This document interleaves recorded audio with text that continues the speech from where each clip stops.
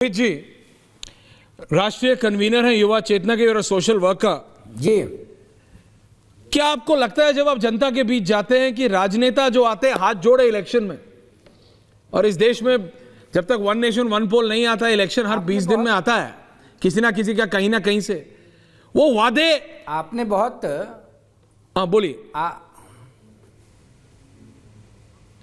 आपने बहुत अच्छा इशू उठाया आइडियोलॉजी का, और आप महाराष्ट्र की जो आज सरकार ने शपथ लिया है उसमें 3 राजनीतिक दलों के महासंगम के संदर्भ में आइडियोलॉजी का जो विश्लेषण किया, मैं इसको 40-45 साल पीछे ले चलता हूं। 1974 में स्वर्गीय इंदिरा गांधी जी की तानाशाही के खिलाफ जो आपातकाल उन्होंने लगाया, सभी राजनीतिक दल और खासकर जयप्रकाश नारायण जी, राम मनोहर लोहिया जी की विचारधारा पर चलने वाले राजनीतिक दलों ने, राजनेताओं ने कांग्रेस के खिलाफ शंखनाद किया, लड़ाई लड़ी कांग्रेस के खिलाफ, कांग्रेस के भ्रष्टाचार के खिलाफ, तानाशाही के खिलाफ, कांग्रेस की अन्य गलत नीतियों के खिलाफ जो लड़ाई प्रारंभ हुई, आज वो सभी सोशलिस्ट विद्यालय के निकले हुए विद्यार्थी जो दिग्गज राजनेता बने या उनके परिवार की परंपरा का संवाहक बनकर के जो राजनीति कर रहे हैं, वो सभी लोग कांग्रेस पार्टी के चरण चुंबन में व्यस्त हैं।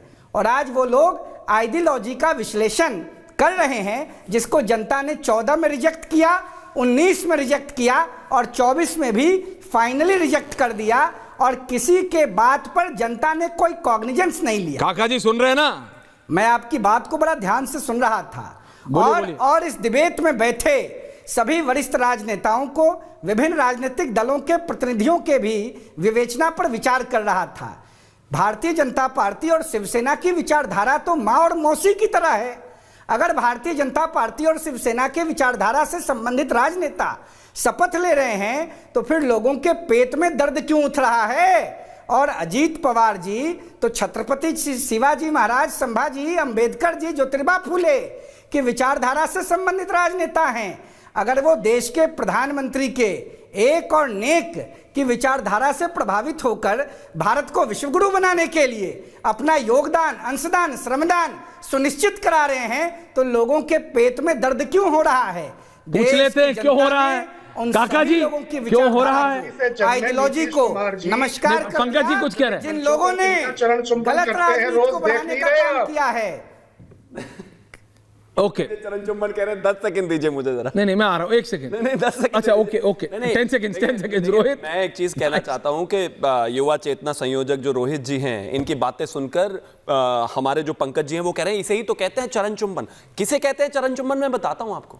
इस देश में छत्तीसगीच, मध्य प्रदेश, राजस्थान में चुनाव हुआ। नहीं, इस देश में अब देखिए बीच में शुरू हो। नहीं बीच में क्या फायदा इस बात से? बीच में नहीं, ये चिल्लाना नहीं है। देखिए ऐसे छटपटाना थोड़ी होता है भाई। चुनाव हार गए, सरकार बन गई, हमारी छटपटाने से क्या लाभ है? बात करते हैं ना, इस देश में छत्तीसगढ़, मध्य प्रदेश, राजस्थान में चुनाव हुआ।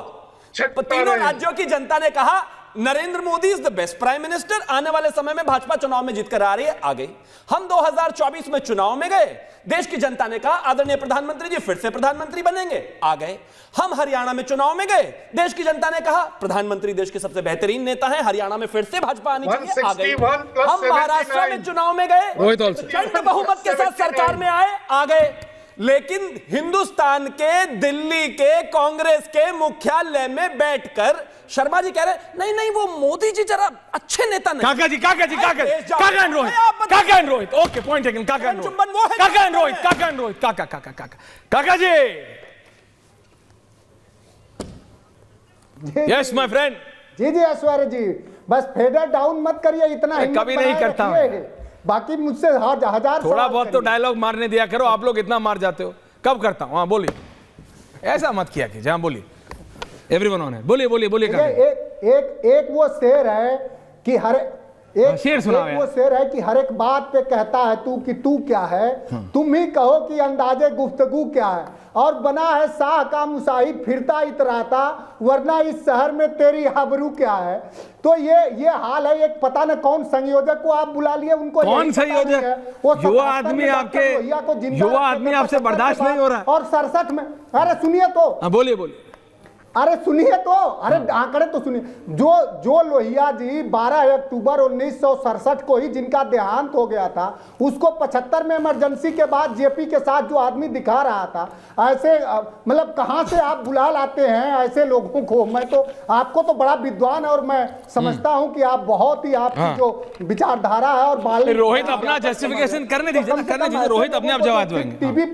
टीवी पे आने के जिनको कुछ पता ऐसा है, मैंने 67 में कहा कि जब लोहिया जी नहीं देहांत हुआ, उसको 75 और 1974 में कांग्रेस की भ्रष्टाचार के खिलाफ जिन लोगों ने लोहिया आपने पर्सनल कमेंट किया इसलिए जवाब देने का मौका, वापस आऊंगा। काका जी आपने पर्सनल अटैक किया इसलिए वो जवाब देगा, थोड़े बोल दीजिएगा। I am coming back on topic. उठा के लाए हैं, अपना अस्तित्व देखिए पहले। मैंने कहा कि लोहिया और जयप्रकाश के सिद्धांतों का प्रतिपादन करने का दावा जिन राजनेताओं, ये इतना हिंदी नहीं समझ पाते हैं। कांग्रेस की गोद में बैठकर रोहित, कांग्रेस का चरण चुंबन रोहित आप इनका स्टाइल समझिए। ये रोहित ये सब रोहित समझिए, ये सब लंदन। अब समझिए, अगर यही बात आपने इंग्लिश में बोली होती तो मनोज सिंह काका would have very easily understood it. Please understand, please understand. ये चार्टर फ्लाइट वाले ये खुद भूल जाते हैं कि लखनऊ से कितनी नहीं लखनऊ से कितनी चार्टर फ्लाइट रत्नाकर जी धीमे रत्नाकर जी। रोहित एजिटेट मत हो भाई, रोहित एजिटेट मत होइए, समझिए बात को। अरे ये राजनेता है, इनका काम है घुमाना। अरे ये इतने सालों से 140 करोड़ लोगों को घुमा रहे हैं। शिवम जी भी हंस रहे हैं, ये सब एक साथ है, समझो मेरी बात को। अरे ये राजनेता घुमाने का काम करते हैं। काका जी please relax. Rohit please now, thank you, calm down. Rohit please calm down. काका जी समझिए मेरी बात, पर्सनल अटैक नहीं। आप वो बात दोबारा सुन लीजिएगा, उसने क्या बोला फैक्चुअली गलत है तो रोहित से आपकी 1-on-1 करा दूंगा, आप कर लीजिएगा डिबेट, नहीं तो फोन पे बात कर लीजिएगा।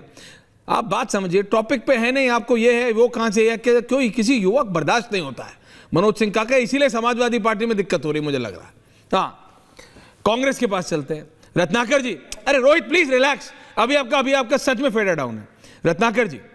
रत्नाकर जी ये देश के लिए क्या एक चिंता का विषय नहीं है कि आप राजनेता, या आप रत्नाकर जी जितनी बार मेरी डिबेट पे महंगाई या उन वादों को जो बीजेपी भूल गई है उनको याद दिला चुके हैं, ये आपके आला नेता संसद में ये बड़ा काम क्यों नहीं करते? थोड़ा ज्ञान उनको भी दे दिया कीजिए गुरुजी, जितना मेरे को देते हैं डिबेट में। नहीं, आपका ऑटो म्यूट हो गया, मैंने फेडर डाउन नहीं किया। जनता आज फेडर डाउन पे कर देगी मेरे को वायरल। आपका ऑटो म्यूट है, अनम्यूट कर दीजिए, अनम्यूट कर दीजिए त्रिपाठी जी, थैंक यू। खुद ही बंद कर लेते हैं। मेरा फेडर तब डाउन होता है जब सुधांशु त्रिवेदी बोल रहे होते हैं। अरे यार आप बहुत वैसे भी कम फेडर डाउन करते हैं। दूसरी चीज ये है कि आपने कुछ बोल तो दिया, वो तो ठीक है, लेकिन मुझे लगता है शिवम त्यागी झारखंड को समझते हैं कि वो कहीं और है, पाकिस्तान में या बांग्लादेश। हम आपकी तरह थोड़े ना ईवीएम को गाली देंगे। एक-एक करके ना, हाथ जोड़कर सहस्त्र स्वीकार है, हाथ जोड़कर सहस्त्र स्वीकार है। आपकी तो हम कहां कह रहे हैं कि हमको नहीं ईवीएम को गाली, चुनाव आयोग को गाली, एंकर को गाली, मीडिया को गाली, देश की जनता को गाली नहीं भाई। हम त्यागी जी सहस्त्र सम्मान के साथ हार स्वीकार। कोई कांग्रेसी समझाए क्या? सिर्फ नाम में त्यागी होने से नहीं होता है। अरे नहीं, बिल्कुल थोड़ा दूसरों को समझ देना और त्याग करना सीखिए। आप बोलिए।